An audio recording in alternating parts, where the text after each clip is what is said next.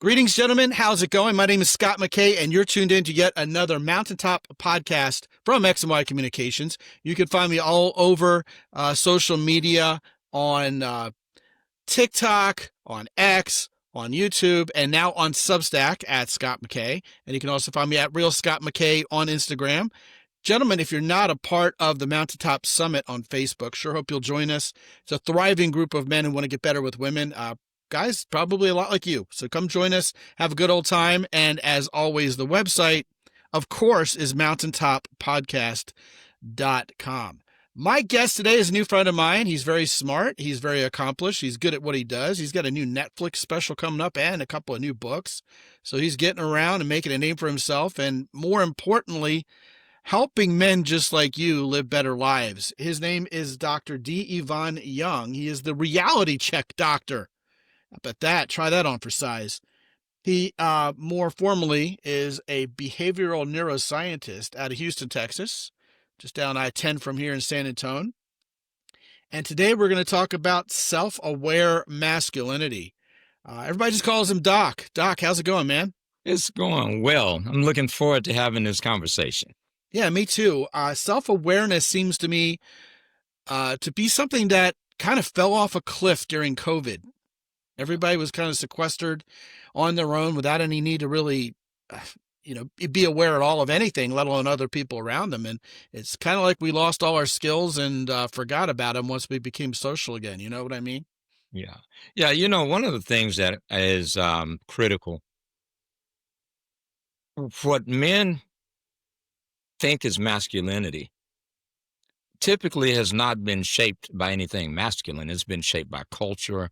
It's been shaped by us being raised by men that were emotionally stoic or unavailable.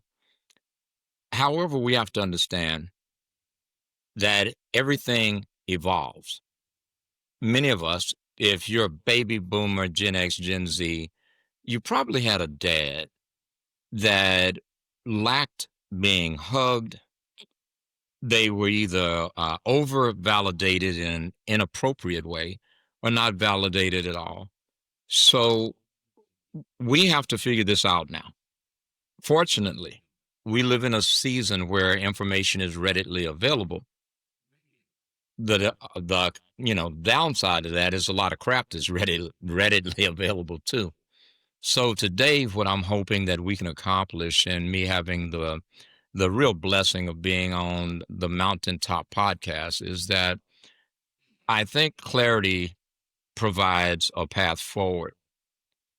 When we take that path, now we can stop playing and pretending to be macho and to meet some stereotype, but to become authentic in masculinity and what being a man really looks like.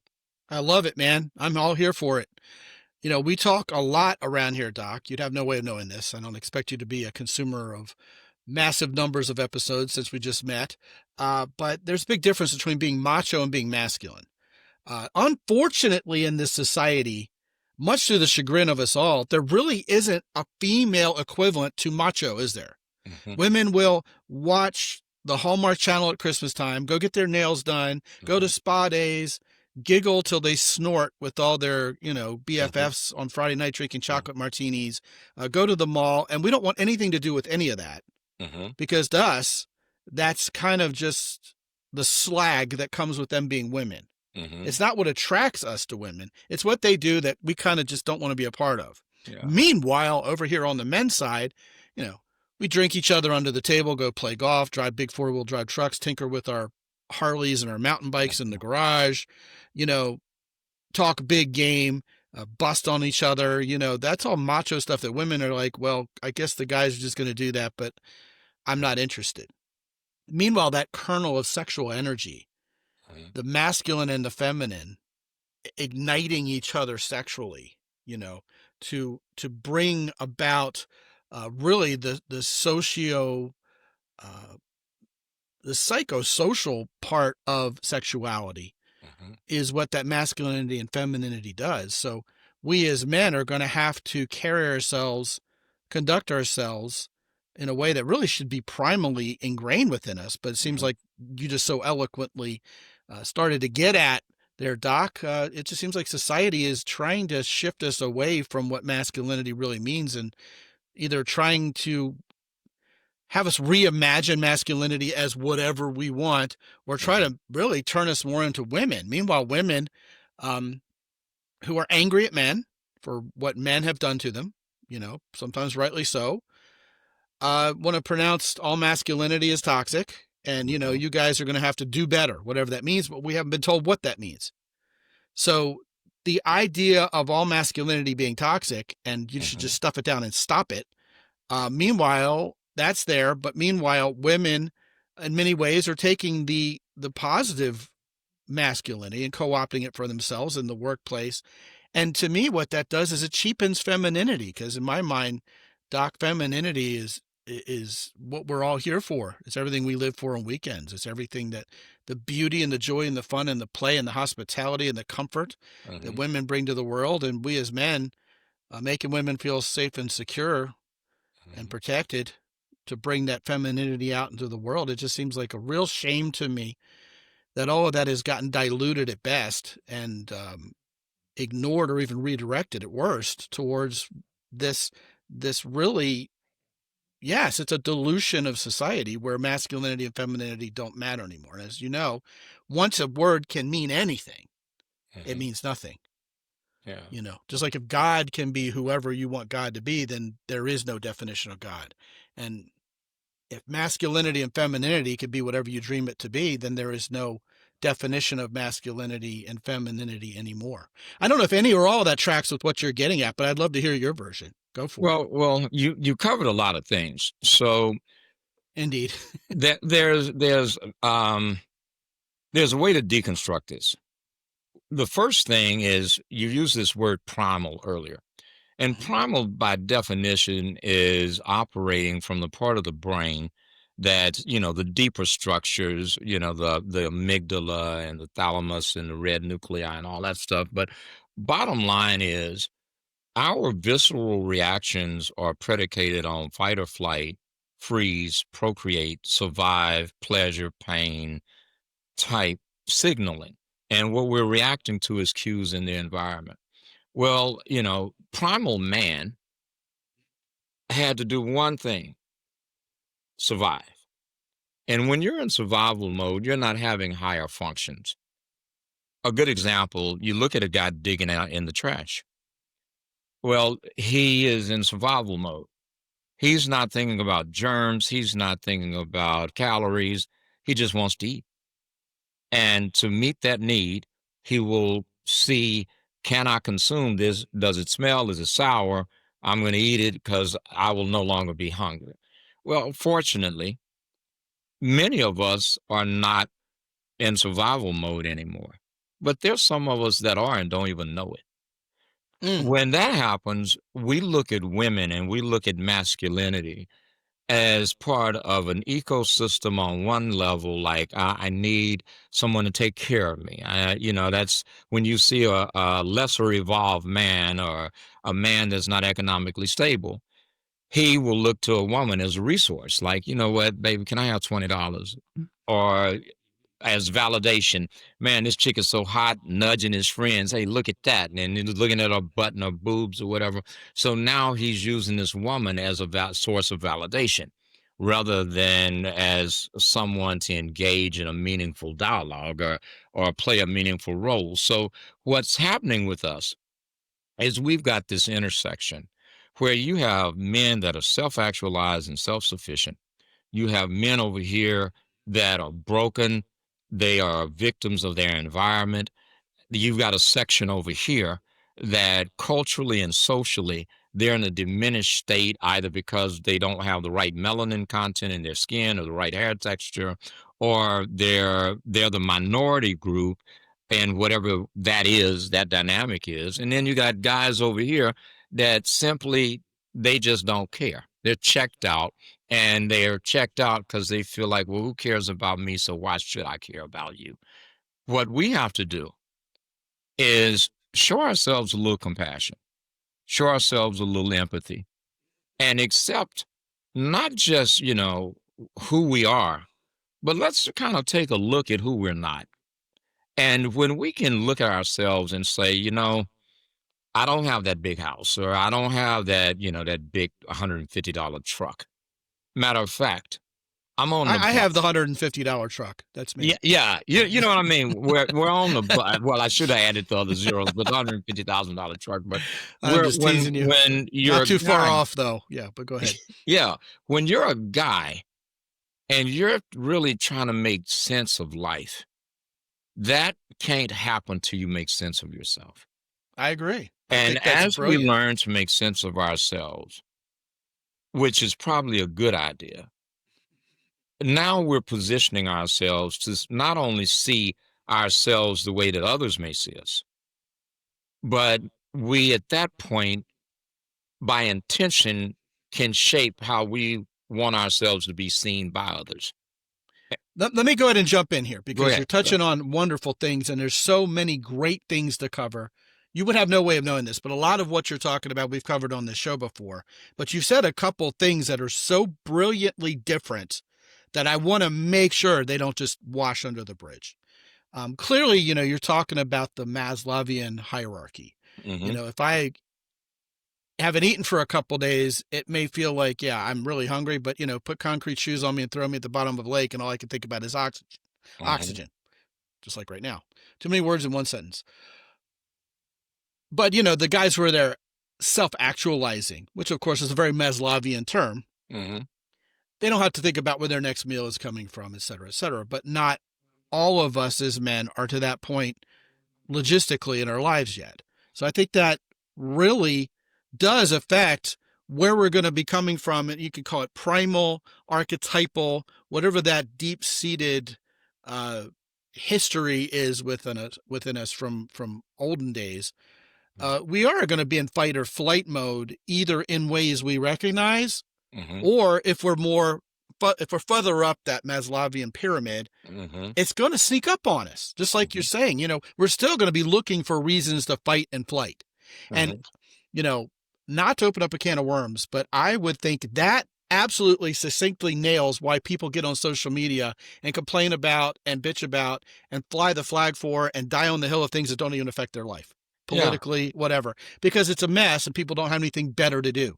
Mm-hmm. The other thing that is even arguably more important that you just talked about is you were talking about men growing up expecting women to still take care of them. Mm-hmm. I believe for a lot of guys, there's no rite of passage where they even sometimes literally move out from under their mommy's roof. There's guys still living at home with their mommy and daddy at age 30, wondering why women aren't attracted. And it's because there's been no rite of passage where that handoff is made from where a man sees women as someone providing for them to where they're going to be the man of the house. And now they're going to be the provider and protector, which is inherently attractive to women as masculinity. So when there is a total blind spot there, that's even necessary. It allows men to remain in their comfort familiarity zone where, it seems like, hey, this is the easy button. I just hit that and my bed's made and my meals are paid for. I don't even have to go get a job. I don't have to have any stress. But they're also not self-actualizing because they're still stuck being boys instead of men. So the twist that you put on that is a man also coming from the same place if and when he says, look, she's a fine piece of ass. Look, gentlemen, look at my trophy. Mm-hmm. Because then that's a woman, wait for it, still providing him. Mm-hmm. His ego, his sense of validation is, I have a hot chick. And yet, my thought process, and I think that, again, you've brought up something fantastic here. This is going to be life-changing for a lot of guys. This has never been talked about on this show, which I'm always looking for, new topics like that, is you have a situation where basically he might as well be at home on his mommy's couch, not adulting, because the woman is going to be equally unimpressed that she's being used for his validation. She needs him to man up. And, another thing you alluded to, know who the hell he is. That's called having character. Mm-hmm. Knowing what his belief system is, who he is, what he's good at, what he's not good at, doing the right thing as he interprets it, even when nobody is looking, or, based on his God, based on his religious beliefs, whatever that core belief system is that's underpinning his character, he sticks to it. Without that, whether you're simply trying to call your next girlfriend mommy, or you're trying to get her to validate you because she's your trophy girlfriend, the end result in that woman's mind, in her psyche, is her femininity just doesn't want any. Well, there are a couple of things that go with what you said. So going back to you use this word archetype. Mm-hmm. And that, for people that don't know what that is, that's this persona that embodies an aspect of function, belief, status, or what have you.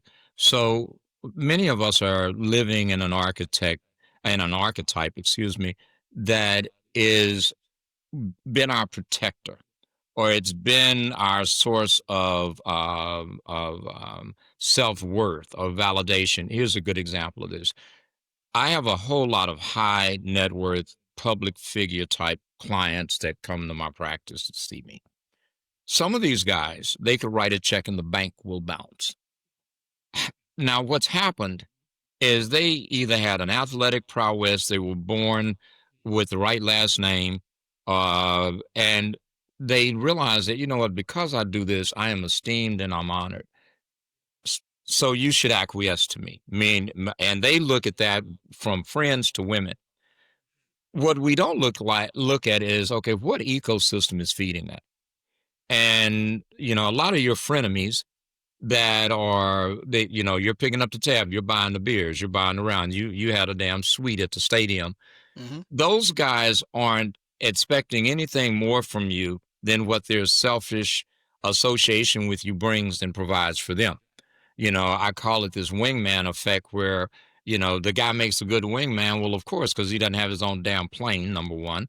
Number two, what you attract when you have him on board and co-piloting with you raises his value. Well, this a good way to think about this is, if you're the smartest guy on your team, you need a new team, right?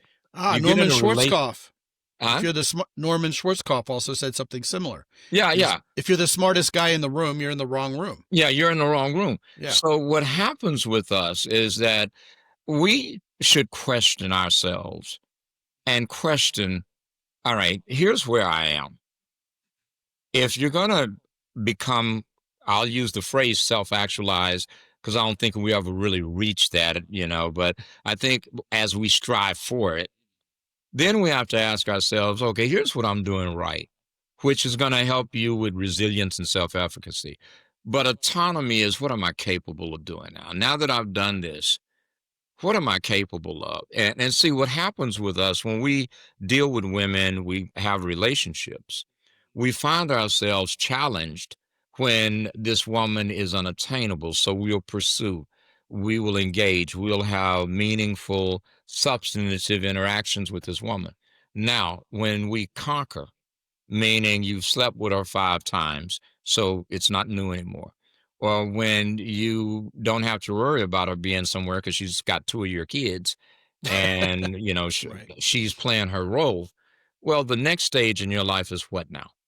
And what we have to ask ourselves, without the woman being the catalyst, without a lack of resources being the catalyst, is what now?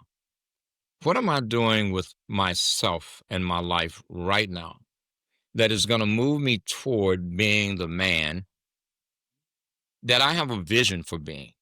Now, the problem with that is this: some of us have never seen a man that is, quote unquote, Right. at that level of function.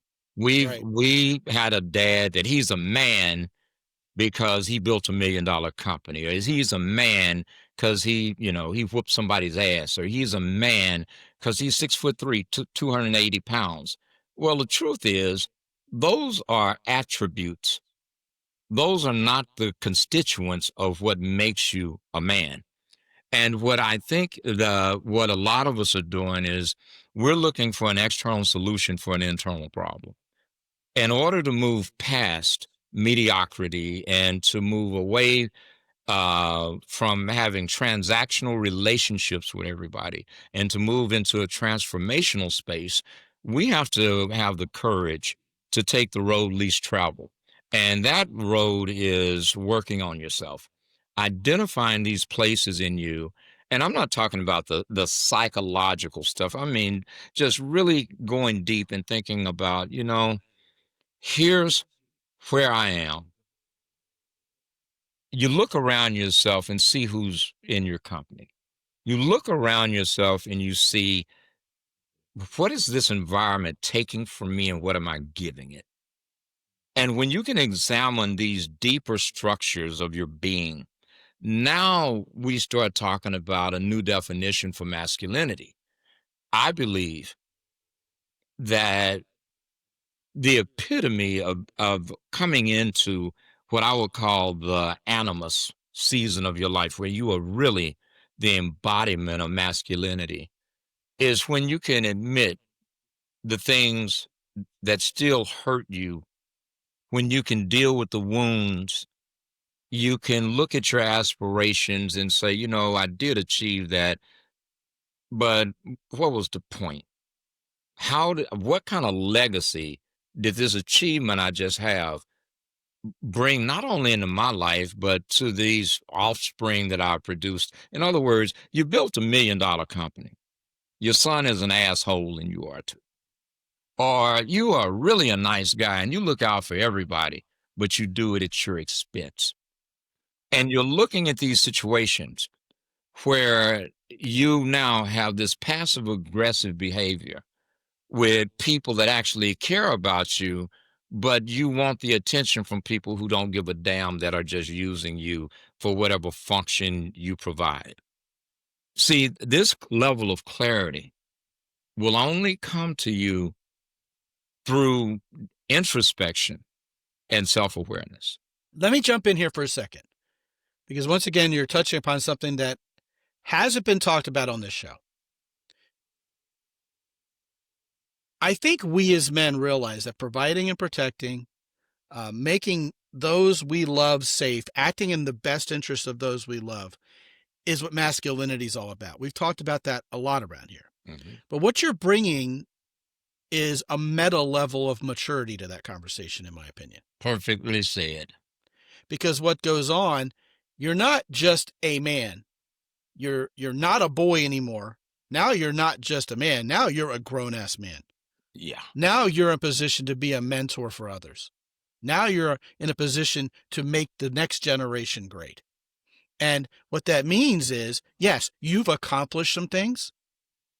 You've done some things, but instead of being an egotistical douchebag about it, for example, you relax into that and realize it's time to give even that away to the next generation. Because, hey, the people around us, when we're at that meta level stage you're talking about, they've been feeling safe and comfortable. We've been the patriarch, in a good way, of this family for ages. The kind of man you're talking about will be the guy the entire extended family goes to when the chips are down. When there's a crisis in the family, it'll be like, Uncle Dude, what are we doing? Mm-hmm. Because he is that meta level of safety and security. He's the guy who, when he shows up, everything's going to be all right. Yeah. We know guys like that. I have had guys I coach who've been high-level military officers and heads of companies and been put in positions of just extreme stress, and their ability to rise above that stress, count upon their character, expect it to work like it always has, and if it hasn't, well, we'll make adjustments, and to kind of shrug off the things beyond our control and stick to what we can control. Is it what separates the men from the boys? It's what separates the mentors from the men. And I love what you're talking about, because this is the kind of meat and potatoes these guys dig into. Doc, what would you tell guys who want to kind of transcend simply having grown up and be this guy? What are the steps? Where does our mindset need to be, and where do we need to start modifying our practices in the real world? Well, that's a great question. You use this phrase meta and metacognition more specifically. There is a psychological treatment protocol called the interfamily systems model, right? If you see that movie Inside Out 2, which I would suggest, I know it doesn't sound like, why in the hell would you tell a bunch of men, go watch a damn cartoon? Oh, well, being honest, it's great. Yeah, it's fantastic. Yeah. Yeah, that cartoon will allow you to realize that in your brain, there are some different states that we tend to overutilize and others we underutilize. Well, in the interfamily systems model, they put some archetypical references in there to say, okay, one of them is an executive manager, the other one is relational, the other one's a curious explorer, the other one's a standard setter, just, name a few. Well, when we start thinking about how am I showing up? And the hell with other people, how are you showing up for you? Now we can start talking, and I'm going to introduce just a little bit of neuroscience to this. Then, if that at that point, now we ask, okay, well, what and who is driving the bus? This part of your brain is the prefrontal cortex. That's the place where you are mindfully present. But these deeper structures, going back to where you said primal, well, another, you could look this up if you get the time. Default mode network. That default mode processing is what you revert back to when stuff happens. What is going on is that you recognize something in your environment, you connect that to an outcome in your past. So let's say, God forbid, you're a guy, you were molested by some pervert, your uncle or coach or whatever. And that uncle always had on a blue uniform, a police officer's uniform or whatever. Well, now when you get around somebody that's an authority figure, especially even if they have on a blue shirt, blue uniform, there's a part of you kind of mounts up and you're either ready to fight or flee. That comes across in your conversation. Well, what's driving the bus at that point is this part of you that wants to protect you. And sometimes when we allow that part of us to come forward, what we're shutting down is the part of us that should be more objective. In other words, we're looking at situations subjectively. And because we're doing that, we are automatically self-sabotaging what may have been something that was meant to come out in our own good. So if we take the time and think about, what part of me makes the dominant decisions in my life? Now, here's a book I want you guys to write down. It's called Organize Your Emotions, Optimize Your Life. I'm going to repeat it again. Organize Your Emotions, Optimize Your Life. It's by one of my colleagues at Harvard, Margaret Moore. And I want you to watch that movie Inside Out too, because it will set you up to better understand the damn book. But it's about this interfamily systems model. So what I'm saying is that uncle that you're looking at, or that dad or that cousin that people say, you know what, shit hit the fan, John, what should we do?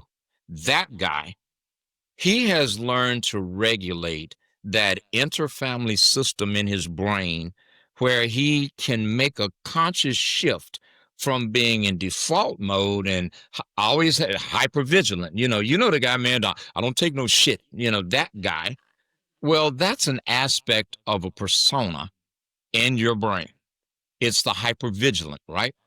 Well, what if you actually could be mindfully present enough to slow what's happening before you down and to actually think, okay, I've got some choices in how I'm going to handle this.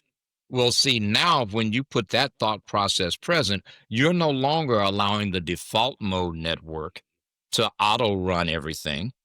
You are doing something that you hear this term, you're mindfully present. So now in your mindful presence, you stop and think, I smell a rat, I smell bullshit, but let me chill. What would the sage part of me, meaning the wise part of me, what would be my wise advisor's guidance right now? And see, as we learn to stop being who we've been and to operate in who we're capable of being, now all of a sudden we can go from having many happenstance and default outcomes to creating intentional outcomes. And that happens simply by you being aware, again, going back to what we said earlier, who you are and who you're not. And when the familiar happens, leaning into what you haven't done versus what you would normally do. And that is going to expand The term for this is neuroplasticity. That is going to expand the glia in your brain and cause you to be more aware, more competent, and for you to be viewed like that uncle, cousin, grandfather figure who, when the shit hits the fan, everybody looks at them and says, what do we do? That guy can become you when you become intentional about how you want to show up, which means that you can language to yourself, you know what, let me stop doing what I've always done. Because if you keep doing what you've always done, you're going to keep getting what you've always got. But the minute that you can dial that back and allow yourself to tap into the deeper, more self-actualized, the wiser part of yourself, now you can start creating intentional outcomes, even in unintended circumstances. Yeah, well, what you're talking about here is, again, meta level. Instead of Yeah. just mere self-awareness, which these guys were expecting to hear about today, you've elevated this to mindfulness, which is where you would become the mentor to the younger generation. A couple things I noticed about what you were talking about. This idea of kind of having field sense, because you've slowed down, you've relaxed, you're not so inside your head, you're not in a fear-based mentality anymore. So you're not worried about your own self-preservation. You kind of are not fearless, but facing it with courage. You're being courageous enough that you can start assisting other people. You put your mask on first before you put the mask on someone else. That is something that all the little boys and the young men amongst us are missing out on. Mm-hmm. You know, when you can make yourself feel safe, when you feel grounded, then and only then can you have the wherewithal and, dare I say, the maturity and the masculinity at this elevated level of mindfulness to help other people. The other thing I noticed is, of course, we're talking about, not only our relationships with our peers professionally, but of course, our relationships with men and women. We've established that this makes women hot for us. And, this is, again, gentlemen, another reason why older guys get younger women. If you're a guy out there and you're 30 years old and you've gotten to this meta level of mindfulness, you're going to get all the women. Guys, if you're 22 and can get it, you will get all the women your own age, because they don't want an older guy because he's old. They want the older guy because of this exact thing. In sports, you see it. Why does a young NBA team need to bring someone in for veteran leadership, even if they're going to be first off the bench, sixth man, seventh man? Because of this. A lot of times when people are drafted into the NFL, especially quarterbacks, they can be great in college, but their first year, they kind of crap the bed a little bit. Why? Well, what is often said about those guys when they start coming into their own in the NFL, and indeed maybe a point guard in the NBA, right? A pitcher in Major League, is the game slowed down for them, is what you hear them say. That's this. In other words, they stop being horrified with a ball in their hand that, I'm not dealing with, a couple guys from Marshall, right, or Weber State anymore trying to get around my offensive line. I got freaking Roquan Smith coming at me now. So that impulse to just shriek like a little girl and run away, it's going to take some time to tamp down. But once the game slows down for you and you realize, I'm freaking Lamar Jackson, I'm freaking Mahomes, I can do this, right?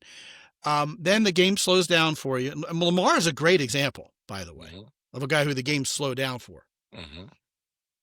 And then you start realizing I'm just as talented as these muffos and I can do it. And then next thing you know, you're headed towards the Hall of Fame, and all the young guys coming up, they're wanting a chance to play with you. You saw it in the Spurs last year with Chris Paul coming in to play with Victor Wembanyama. That's because Victor Wembanyama is a great talent, but he's not this guy yet. I love it. I think this has been a fantastic conversation and a necessary one. And you're so smart and you know your stuff so much, and you're challenging me, which I always relish when guys like you come on this show and do that. What would you tell these guys who kind of feel like they're Malcolm in the middle right now, Doc? They're not a little boy. I mean, I don't live at home with my mommy. I don't run away as soon as something, troublesome comes along. I can face a challenge. At least I think I can. But man, I'm not this meta level godfather of my family just yet. Hopefully without the organized crime, right? What are the mindsets or maybe a couple practical ways you could get guys off a top 10 center here and get them moving towards that self-actualization process? Well, the first thing is stop looking at what somebody else is doing, what they didn't do or did do. If somebody's, two steps behind you, stop looking down on them and stop looking up to the guy that's two steps ahead. The truth is, you're right where you need to be right now. Whatever you've lost, whatever you've acquired, make meaning of that. And what I mean by that is there are times when you are just an effective witness, where you are meant to shut up, observe, and learn some stuff. There's a time when you're meant to be an encourager and to be the voice in the room that everybody else wants to say something, but they don't because they figure it'll cost them something. It'll cost them that relationship with the guy that gives you the extra $100 or whatever the hell. Well, it's You the know, little boy who thinks he needs to be alpha all the time. yeah, that's it. So that's the first thing. The second thing is, man, do something damn about it, right? And if you say, man, I want to be a doctor, I want to be a surgeon, and you got a GED. Well, don't go be stupid enough and try to apply to Harvard or to Duke because you're not going to get in. But be humble enough to say, you know what, I got a GED. Here's what I'm going to do. I'm going to go to this community college in San Antonio, New York, LA, wherever the hell you are. And I'm going to go there and I'm going to take some basic classes just so I can communicate properly because I can't really write well. I don't even read well. And see, by you just being accepting of who you're not, and I'll use a quote for you. Marilyn Monroe, she was as dingy as hell, but one thing she said was, if you can't accept me at my worst, you don't deserve me at my best. You need to tell yourself that, you know what, I'm not at my best right now, so I'm going to accept me for where I am, but I'm not going to stay here. And whatever your next level up, you went and built this mega plumbing company, or you got this auto shop and you're making money. Okay, that's one aspect of who you are. Now work on the shit you haven't developed. Have the courage to realize that, you know what, I've been providing for my family, but I haven't been engaging with my family. Look at how you are showing up, not just for other people, but for yourself. And the stuff that you want to run from, like I work out 5 days a week. I'm 64. I've had cancer, but I can pick up 110-pound dumbbells and do 4 sets with them, 10 reps a set. Well, somebody would look at that and they'd be like, well, one, why in the hell are you doing that? And two, damn, how old are you? Well, here's the truth. That shit has nothing to do with why I'm lifting those weights. I'm lifting those weights because I want to wipe my own ass. I want to live another 30 years. In other words, I've come in contact and relationship with the reason why I'm doing what I'm doing and where it fits in my life. So where I'm going with this, fellas, is this. Don't look at what you've done. Don't look at what you haven't done. Pay attention to, okay, here's where I am right now. What do I need to do? Accept it. After I had my cancer thing, it went to stage 4. All this stuff is a bone from my leg. This inside of this is some tissue from my damn leg. Well, when I came back, I went back in the gym and I picked up some 40-pound damn dumbbells and had to strain. I literally, no shit, had to strain to just push them up.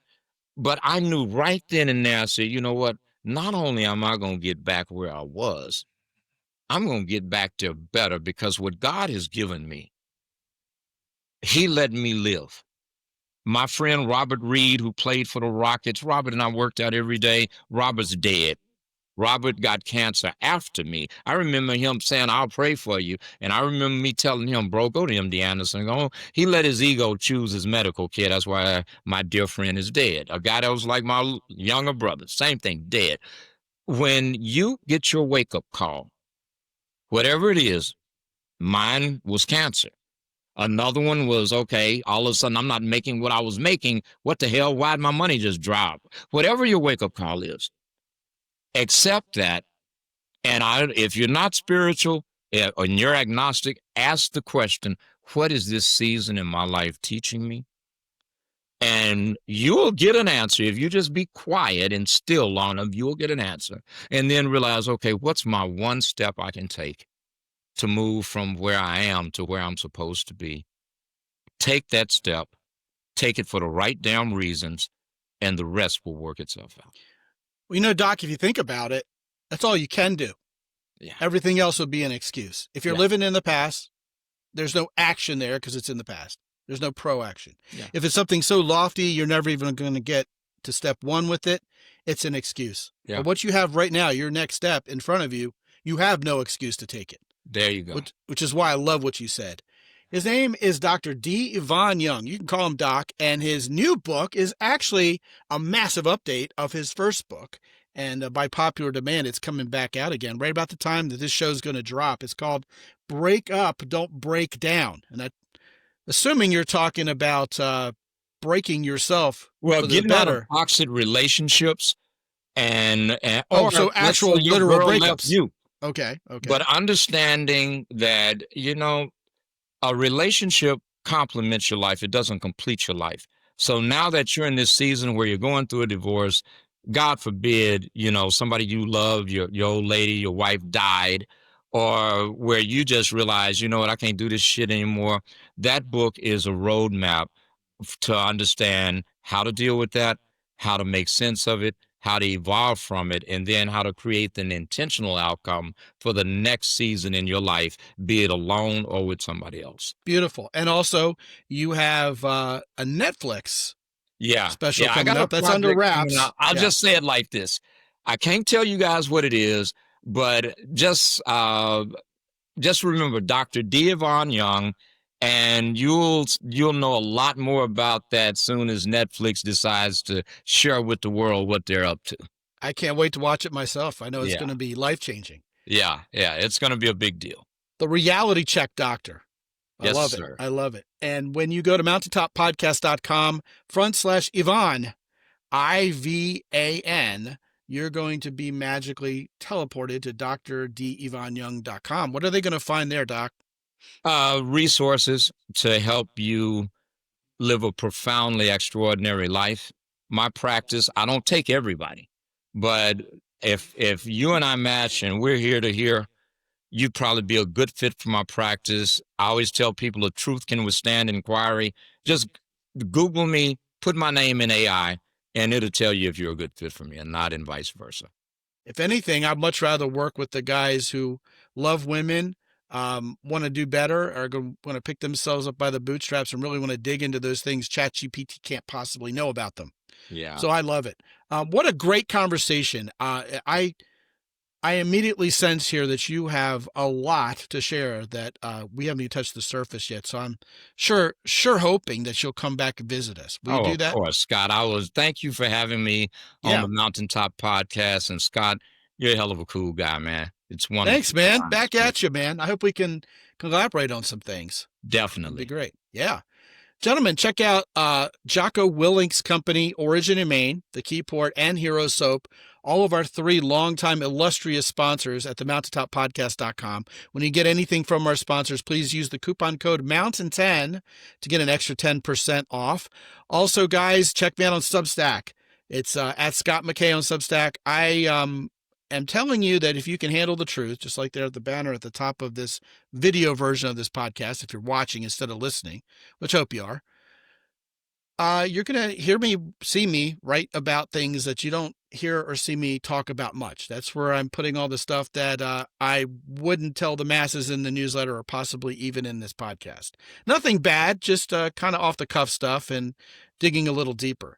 Go check that out at mountaintoppodcast.com/Substack. Also, gentlemen, I'm always here for you. I want to challenge each and every one of you guys. If you haven't gotten on my phone or my Zoom yet and talked to me for free for 25 minutes, that we do that. I want to know what you think of this show. I want to know what you think of the video format, what you think of the guests, the topics you have, and if it makes sense to put a coaching program together, we will do that for you. All you really need, my requirements are you be of sound mind, and that you actually like women, and that you're trying to succeed, not fail.